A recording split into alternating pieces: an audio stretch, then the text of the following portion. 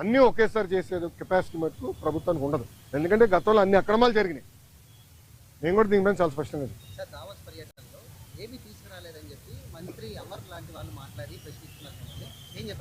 అరే కోడిగుడ్డుని నేను సూటిగా ప్రశ్నిస్తున్నా. మీరు మంత్రిగా ఉన్నప్పుడు మీరు ఏం తీసుకొచ్చారు ఆంధ్రాకి? ఏం తీసుకొచ్చారు చెప్పండి. ఇప్పుడు మేము నాకు ఇప్పుడే థ్యాంక్ యూ అన్న 7 నెలల్లో 6,33,568 కోట్ల రూపాయలు పెట్టుబడులు తీసుకొచ్చాము. 4,10,125 మందికి ఉద్యోగాలు కల్పించే పరిశ్రమలు ఆంధ్ర రాష్ట్రానికి ఎన్డీఏ ప్రభుత్వం తీసుకొచ్చింది. అది గర్వకారణం. కాగ్నిసెంట్ గురించి కూడా నేను ట్వీట్ పెట్టా కదా, చూడలేదన్న ట్వీట్? ఎవరు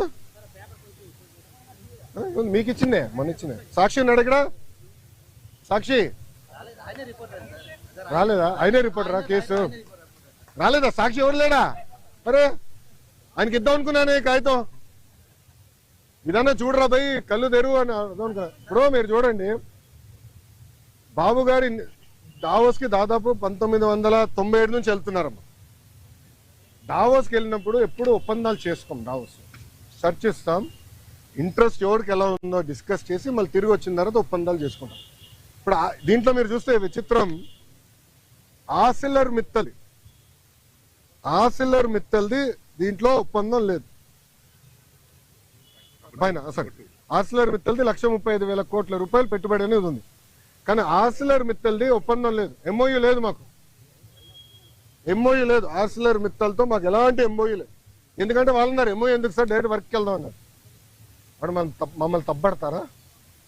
ఇప్పుడు వాళ్ళకి మన మెటీరియల్ టైప్ చేసాం ఎన్ఎండిసి నుంచి, ఎన్వైరన్మెంటల్ క్లియరెన్సెస్ మేము కోఆర్డినేట్ చేస్తాం. వాళ్ళు భూమి ఎత్తికి కూడా భూమి కేటాయింపులు కూడా పూర్తి చేస్తాం. 6-7 నెలల్లో పనులు ప్రారంభించాల లక్ష్యంతో మేము పనిచేస్తున్నాం. ఎన్నికలకు వెళ్ళే లోపల ఫస్ట్ ప్రొడక్షన్ అవ్వాలనేది మేము చేస్తున్నాం. అది కూడా మమ్మల్ని తప్పబడతారా?